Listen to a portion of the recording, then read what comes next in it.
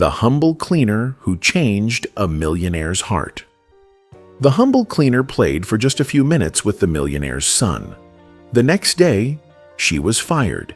If you're someone who believes in the power of kindness and stories that stir the soul, this one is for you. What you're about to read might just change the way you look at life. Daniel lived in a luxurious mansion with everything a child could dream of. Expensive toys, advanced technology, and a bedroom bigger than most apartments. But despite the abundance, he lacked the one thing that truly mattered: love. His world was silent, cold, and sterile. His father, Mr. Ramirez, was a wealthy and powerful businessman. Always busy, always distant, always cold. Daniel's mother had died when he was just a baby, and ever since, a deep emotional void surrounded his young life. No one played with him. No one hugged him. No one even spoke to him with warmth. Until Sophia arrived. She was just 23. Kind-hearted, humble, with a soft gaze and hard-working hands.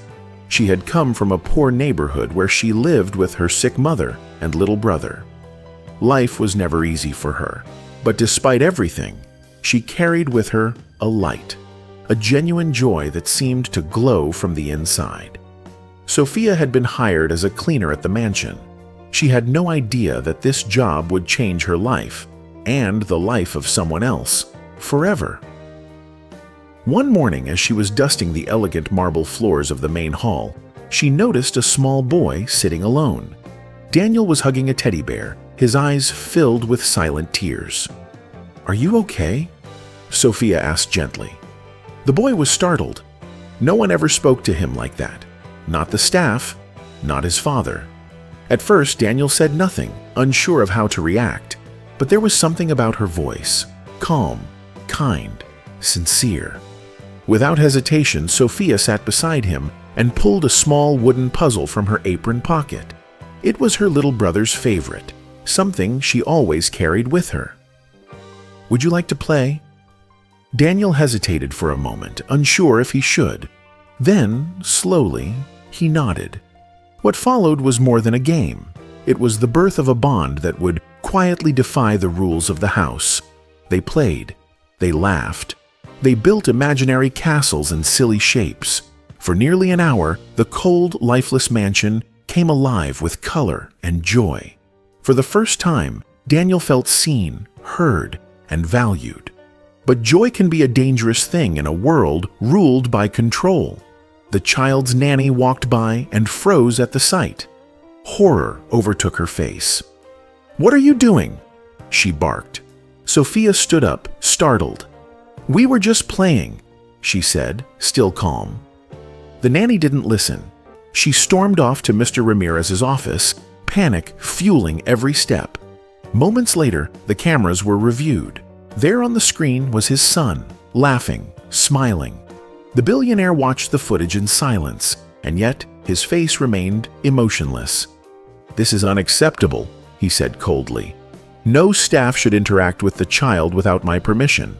Fire her first thing tomorrow." It didn't matter that Daniel had laughed for the first time in who knows how long. It didn't matter that someone had cared. Only rules mattered.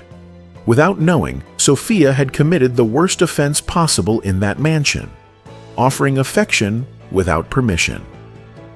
The next morning, when she arrived at work, she was called into the administrative office. "We're sorry, Sophia. You're being dismissed.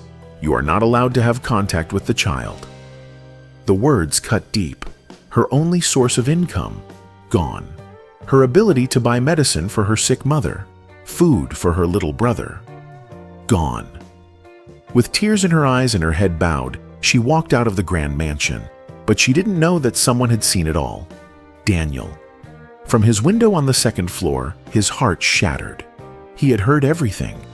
She had been fired because of him. Anger and sadness surged in his tiny chest. That night, he locked himself in his room and began to write. With shaky hands, he scribbled a letter. "Dad, Sophia was the only one who made me feel like a real kid. She made me happy."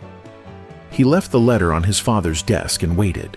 Would Mr. Ramirez even read it? That night, the businessman found the letter. He read it once, then again. The words were few, but they pierced deep, and yet his pride won. "The rules must be followed," he murmured and placed the letter into a drawer, ignoring its plea. Days passed. Daniel changed. He stopped eating, stopped smiling, stopped talking. The mansion, once pristine, now felt like a grave. Alarmed by the transformation, Mr. Ramirez summoned psychologists, therapists, specialists, but all of them said the same thing. "Your son isn't sick, he's heartbroken." "He doesn't need more toys," one therapist told him. "He needs affection. He needs someone to see him." For the first time, Ramirez felt powerless. No amount of money could fix this. No expert could heal what was missing. And then he remembered the letter. He remembered Sophia. Maybe she had been the answer all along. The next morning, without a word, he asked his chauffeur to take him to the neighborhood where she lived. He had never been there before. Dirt roads, tin roof houses, barefoot children. Life looked very different here. He asked a woman for directions. She pointed him to a small house tucked in the back. He knocked. When Sophia opened the door, her face froze in surprise. "Mr. Ramirez," she said cautiously. He nodded. "I need to speak with you. It's about my son." Sophia hesitated, unsure whether to let in the man who had destroyed her world. But something in his eyes had changed. Inside her modest home, the businessman saw a scene that stirred something in him. Sophia's little brother was playing with the same wooden puzzle that had brought his son joy. "My son hasn't been the same since you left," he admitted quietly. "He doesn't eat, doesn't talk, doesn't smile." Sophia listened, saying nothing. "I want you to come back," he said. "Not as a cleaner, but as someone who matters in his life." She lowered her gaze. "And what guarantees do I have that you won't fire me again for doing what's right?" There was a pause. Then, for the first time in years, Mr. Ramirez spoke with humility. "I was wrong. I couldn't see your worth. I'm sorry." Sophia agreed to return, but this time on her terms, with respect, with security, with a real role, child well-being coordinator. He agreed without hesitation. When Daniel saw her again, he ran into her arms, tears streaming down his face. The mansion breathed life once more. But this time, it would never go back to how it was. Because once love is planted, no one can uproot it. The opening of the Children's Center marked a turning point in Sophia's life.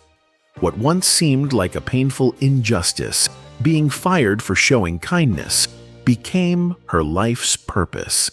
Instead of caring for just one boy, she now nurtured dozens of children needing love and guidance. Her story, once quiet, spread across social media, touching hearts worldwide. People admired her strength, though some criticized Ramirez for supporting her. But Ramirez didn't care. For the first time, he felt truly fulfilled. "If success doesn't improve lives," he often said, "then it's meaningless." Sophia had shown him something more valuable than any business deal: how to be human. Meanwhile, Daniel blossomed. The shy boy grew confident and curious. One night, after a nightmare, he cried out for Sophia. She rushed to his side, calming him with a gentle story. Watching from the doorway, Ramirez was moved. That night he began writing a book, The Wealth I Never Saw, inspired by the woman who taught him how to be a father. Encouraged by Ramirez, Sophia pursued formal education in child development. With his support, she opened more centers. Yet, she remained humble, always returning home each evening to her family, helping with dinner and homework. On Daniel's 10th birthday, his only wish was to spend the day with Sophia. There were no lavish gifts, just laughter, games, and homemade cake. Watching his son's joy, Ramirez realized love wasn't about grandeur. It was about being there. Sophia's foundation gained international attention. At a global conference, she declared, "They fired me for playing. Today, they applaud me for loving." Her words sparked change, leading companies to rethink their policies. Growing up under her care, Daniel learned that real strength came from kindness. In a school essay, he wrote, "My hero's name is Sophia." That note was framed beside Ramirez's first business contract, a reminder of what truly mattered. Together, Sophia and Ramirez launched training programs for domestic workers, focusing on emotional care and labor rights. "No one should lose their job for loving a child," she often said. The initiative grew nationwide.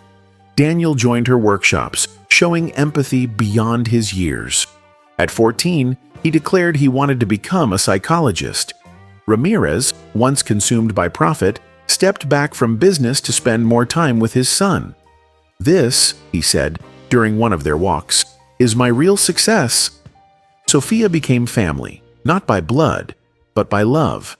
One day when Daniel was sick, he asked for her. She brought tea, a storybook, and comfort. "What if you're gone tomorrow?" he asked. "I'll always be where you remember me with love," she said. Watching quietly, Ramirez realized her love had shaped their lives. Years passed. Daniel went to university. Sophia expanded her centers across 5 countries. Her story became a film, winning awards, but she stayed grounded, visiting her mother weekly and treating every child with care and dignity. On the 10th anniversary of meeting Daniel, a ceremony honored them. Daniel read aloud, "10 years ago, a cleaner gave me a wooden puzzle. Today, she's given me a life. Thank you, Sophia, for showing me what love really means." As the audience stood in applause, Ramirez took the microphone. "I once fired the only person who truly saw my son. But life gave me a second chance. I became a father, not by obligation, but through her inspiration." Then he knelt before Sophia and whispered, "Thank you for giving us back our soul." That moment inspired lasting change. Companies rewrote their policies, all because of one woman who dared to care. Today, Sophia continues to lead and love. Daniel is now a psychologist. Together, they opened a center in Africa. When asked how it all began, Sophia smiles and says, "With a sad child and a wooden puzzle. Because sometimes all it takes to change the world is one act of love."